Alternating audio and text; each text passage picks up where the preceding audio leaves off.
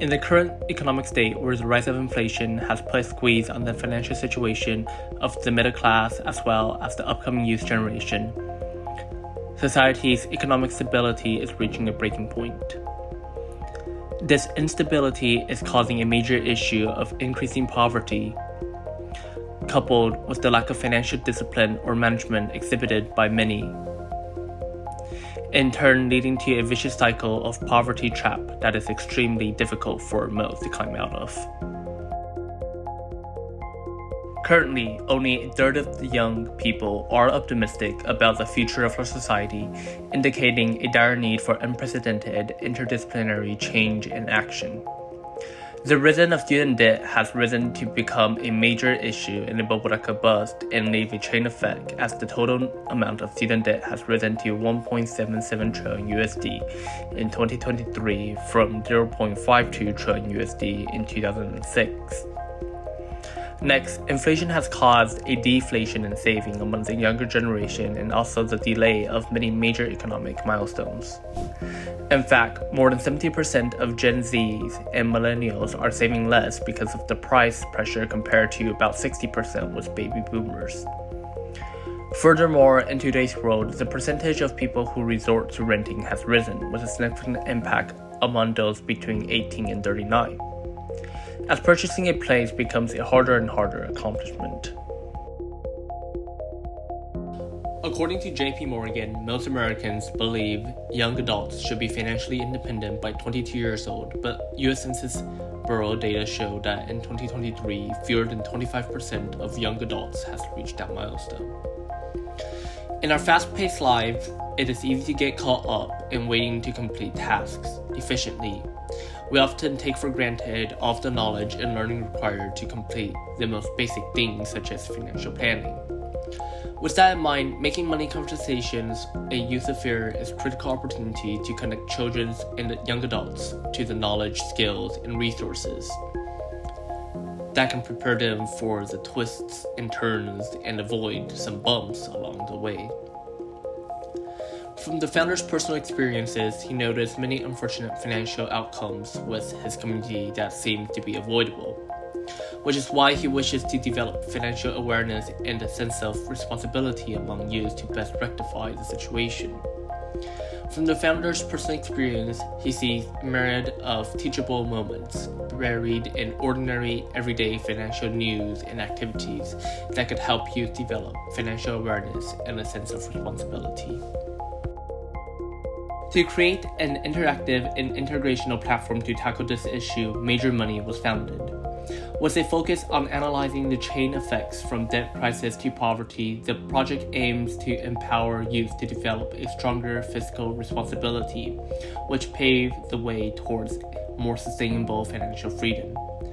Through exploring topics including financial market instability, reduced investment, rising unemployment, decreased consumer spending, government austerity measures, social services reduction, and more, Major Money will be emphasizing through a video cast series and more how to drive forth a more sustainable financial model for society through learning how the issue became to be.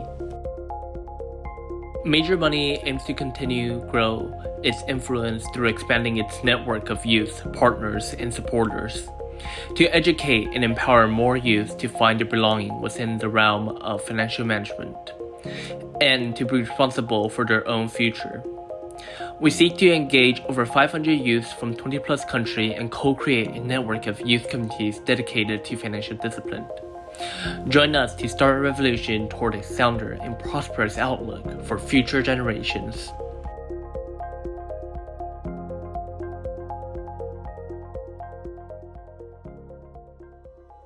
Hey all, welcome back to Major Money. My name is Albert Loa. I'm your host and major in financial literacy, the understanding of how to use your money. I'm currently at New York City to attend the UN ECOSOC Partnership Forum 2025 in person. ECOSOC stands for Economic and Social Council at the UN. Major Money missions align well with this council drive for inclusive economic development and growth, and I'm excited to share with you what I learned from this conference with you guys in the next episode, so stay tuned for that. Anyways, thank you all for joining me on this journey of educating and empowering youth to develop more vital fiscal responsibility to pave the way towards sustainable financial freedom. We have another exciting episode planned for today. If you recall from the teaser from our last episode, we have a mystery guest joining us today. He's none other than Major M, Major Miser, ready to guide us on improving our financial quotient. He will make many more appearances in the future. But anyways, now let's get this video started. To begin with, a quick recap of our prosperity framework. Remember those acronyms that your teacher have you use to remember stuff? Like wash, wet your hand, apply soap, scrub for 20 seconds, and happily rinse it dry? Well, if not, now you have. But why was I talking about that in our videos about financial literacy? That is because I've also made an acronym that will serve as our backbone in our journey, prosperity, our 10-step blueprint. Our first episode began with the fourth letter S of prosperity. The S stands for strategize. To be more complete, is to strategize in case of decreased consumer spending. Why is strategizing for decreased consumer spending important? In simple terms, when people spend less, it's like a playground losing excitement. Think about it. Fewer swings, fewer slides, and fewer kids having fun. Similarly, decreased consumer spending affects businesses, jobs, and the economy as a whole. Here's an example. Imagine a playground with just one slide. Only a few kids can play, and the fun fades away quickly. But if we add more equipment and spaces, more kids will join in, and the playground buzzes with energy. In the same way, when consumer spending drops, we must strategize to bring back the energy back to the economy. This means encouraging businesses to adapt, innovate, and find ways to keep people engaged. By doing this, we create jobs, reduce inequality, and rebuild the playground for a thriving economy. But what does it mean to strategize in the face of decreased consumer spending? It means businesses, governments, and communities must work together to stabilize and rejuvenate the economy. Think of it as building a playground to attract more kids. But how does it look in practice? Businesses innovate by offering discount loyalty program or better services to attract customers. Government introduce stimulus packages, tax relief, or public projects to create jobs and put money back in people's pocket. Communities support local businesses to keep their neighbors thriving. Signs of success include increased consumer confidence in spending, job creation and reduced unemployment, business sustaining or growing during tough times. It is all about teamwork, like a playground buzzing with activity again. We must do several things to strategize in case of decreased consumer spending. In simple terms, this can be better defined in 7 points. Now, at first, these words may seem very adult, but don't worry, we're here to help you to fully understand them. Support small businesses. Encourage people to shop locally and support small businesses. It's like inviting kids to play a new, exciting part of the playground. Invest in innovation. Help businesses create new products or services that meet changing consumer need. Imagine adding fresh, fun games to keep kids coming back. Introduce stimulus measures. Government can provide financial aid or tax cuts to put more money back in people's hands, just like giving kids free access to use the playground's game. Encourage saving and budgeting. Educate people on how to manage money during tough times. It's like teaching kids to take turns so everyone can join the playground.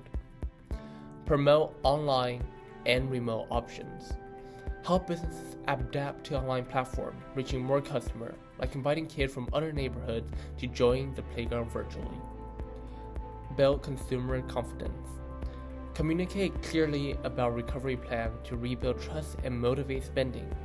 It's like the parent assuring the kid that the playground will be even better tomorrow. Focus on affordability. Offer value for money by reducing prices or providing payment plans. It's like making sure every kid can afford a ticket to the playground.